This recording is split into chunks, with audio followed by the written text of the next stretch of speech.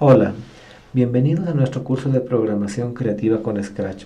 Durante este pequeño curso aprenderemos fundamentos de programación con un lenguaje sencillo, simple y práctico de utilizar, Scratch, con el que muchos profesores, niños y niñas están dando sus primeros pasos de programación en todo el mundo. Scratch es sencillo, práctico y puede servir para una gran cantidad de aplicaciones. Antes de iniciar, debemos hablar acerca del papel de la programación en el mundo contemporáneo. Se dice normalmente que aprender a programar abre muchas puertas de trabajo a niños y a profesionales que viven en ese siglo, lo cual es cierto. Sin embargo, no solamente programar es importante, sino también aprender a cultivar nuestra creatividad, nuestro pensamiento lógico, nuestro pensamiento abstracto y la empatía que tenemos hacia nuestra comunidad. Esa es una cosa que la podemos desarrollar mediante la programación creativa. Bueno, simplemente para poder dar un contexto, la historia de la tecnología en la educación es extremadamente amplia. De hecho, si pensamos que la tecnología es un proceso social, y la educación es este proceso de reproducir la sociedad por medio de la transmisión de conocimientos mediante una pedagogía. Entendemos de que toda la historia de la humanidad ha estado envuelta entre artefactos que permiten el aprendizaje, que permiten esa transmisión de conocimientos de una u otra manera.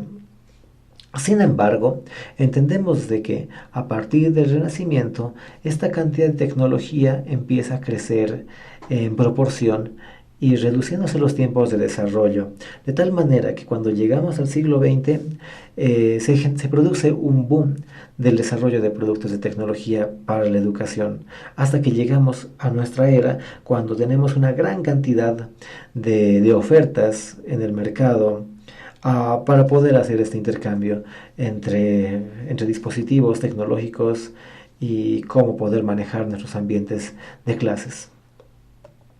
Oh, um, hay algunas discusiones que se hablan acerca de la educación y la tecnología. Por ejemplo, que la tecnología puede servir dentro de la educación como herramientas de aplicaciones que pueden servirnos para desarrollar diversas tareas. Por ejemplo, hay algunas aplicaciones que sustituyen materias específicas o que nos ayudan, perdón, a comprender materias específicas, como por ejemplo esas herramientas para poder aprender lenguajes o idiomas. También se puede entender la tecnología dentro de la educación como sistemas integrados que permiten el aprendizaje en relación con la currícula. Por ejemplo, estos softwares de seguimiento del aprendizaje o los softwares que nos permiten generar sistemas de programación educativa. También podemos pensar en simuladores y juegos lúdicos, como existe una gran variedad de simuladores de constelaciones, simuladores de vida, simuladores de organización urbana, etcétera. También podemos entender la tecnología como redes de comunicación para que puedan generarse interacciones donde se permite el intercambio de conocimientos y el aprendizaje. Por ejemplo, podemos entender la teleeducación, las plataformas virtuales, etcétera, ¿no? Pero también entendemos como los entornos de aprendizaje, que serían de una manera más interactiva, donde el aula es transportada hacia un entorno complejo. Es en este campo donde se adscriben completamente las plataformas de e-learning, también de los cursos masivos online. Mouse. Y pues bueno, el mundo va cambiando, las ciudades van creciendo repentinamente y esto genera nuevos desafíos en la educación que tenemos que enfrentarlas. Esos desafíos en la educación para el mundo contemporáneo podemos enumerarlos en cuatro formas. Uno es el pensamiento creativo que necesitamos desarrollar para poder discernir la información existente.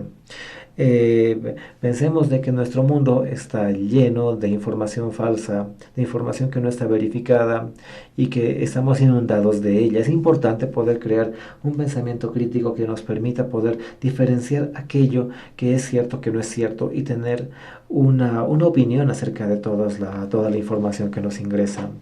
El pensamiento creativo, la automatización y el crecimiento de la inteligencia artificial es un hecho.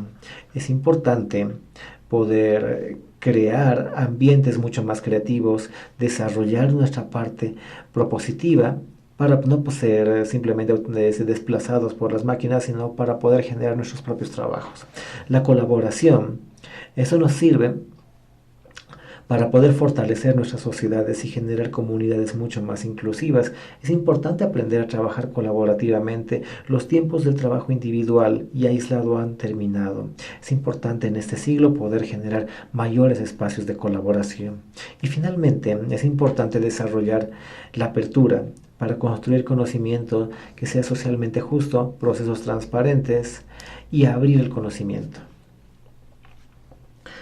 Hablar acerca de tecnología, educación, como dijimos, es muy antigua. Sin embargo, si entramos en el campo de los lenguajes de programación dentro de la educación, pensemos de que esos tienen aproximadamente unos 35 a 40 años de vida. Son muy antiguos, precisamente son tan antiguos como el propio desarrollo de las computadoras personales.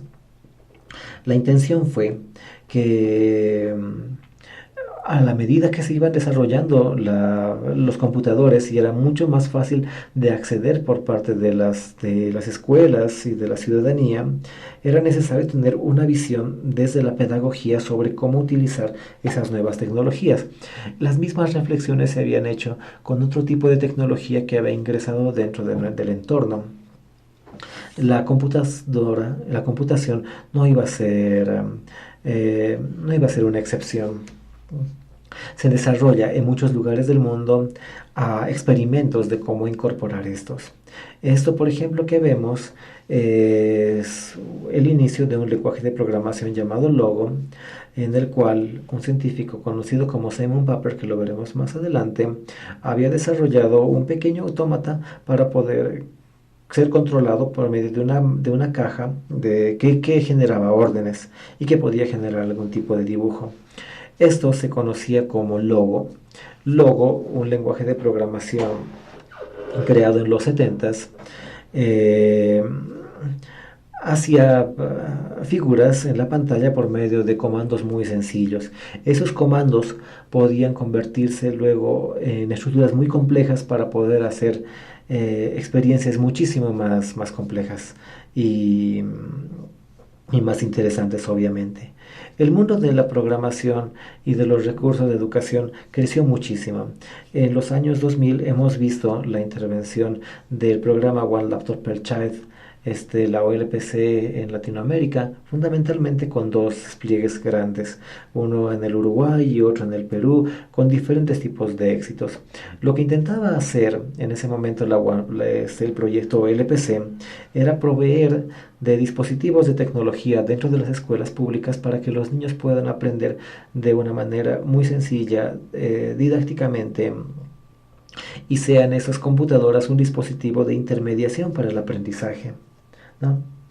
Fue desplegada en muchísimos lugares. Sin embargo, a pesar de las promesas constructivistas y las promesas de interconexión que tenían las computadoras, fue difícil las conexiones entre los mundos culturales. La diferencia y la diversidad que teníamos en todo el continente, al mismo tiempo las diferentes formas de educación y las complejidades del sistema educativo de los diferentes países. Eso llevó a pensar en que era necesario ver desde otro punto de vista la incorporación de la educación de la tecnología. Para poder continuar es importante hablar acerca de que, como sabemos muy bien, hay 4 escuelas básicamente que promueven las teorías de aprendizaje. Las conductistas, las cognitistas, las cognitivos y las constructivistas, ¿no? Eh, Fundamentalmente, aprenderemos a trabajar. Pensamos de que el curso con Scratch y en general estos lenguajes de programación están muy inspirados a partir del constructivismo. El constructivismo es una teoría que tiene muchísimo tiempo, que ya tiene bastante tiempo de vida, muy inspirado en la filosofía de Jean Piaget, quien nos hablaba acerca de que los niños ya tenían un conocimiento dentro, ¿no? y que lo importante era poder generar, ablandar los límites de conocimiento que tenían para poder generar relaciones. Y eso generaba como las nuevas ideas y aprender. Por lo tanto, esta construcción, el constructivismo se basa en el aprendizaje a partir de los contextos, de la construcción de referencias, de experiencias, con contextos determinados que generan el proceso de aprendizaje, ¿no? Donde el contenido no tiene tanta importancia, sino más bien la experiencia y los procesos que vamos diseñando conjuntamente con los participantes. ¿Ok? Eh, Uno de esos alumnos llamado Simon Papert, precisamente quien había creado Logo, reflexiona sobre esta idea y promueve una nueva idea llamada el construccionismo, que era realmente una aplicación desde el constructivismo hacia la tecnología, dándole una fuerte carga hacia el trabajo a partir de proyectos, hacia la construcción de los proyectos, ¿no? Esas ideas terminan contemplándose, convergiendo en algo que conocemos como pensamiento computacional, una propuesta desarrollada ya por Jean-Marie Wynne, una científica norteamericana que nos habla acerca de una nueva forma de conocimiento, de pensamiento, que está muy referido con el ambiente de las computadoras. El pensamiento computacional podemos definirlo como un proceso por el cual individuos, a través de habilidades propias de la computación y del pensamiento crítico, del pensamiento lateral y otros, logra hacer frente a problemas de distinta índole. El pensamiento computacional está inspirado en la relación y entre la intercomunicación que tenemos con las computadoras. Para poder desarrollar una forma estructurada de pensar, es importante poder estructurar nuestra comunicación hacia algo que no nos entiende directamente, pero que tiene ciertas reglas. Aprender y relacionarse con las reglas muy sencillas genera un conocimiento estructurado. Eso es básicamente el pensamiento computacional.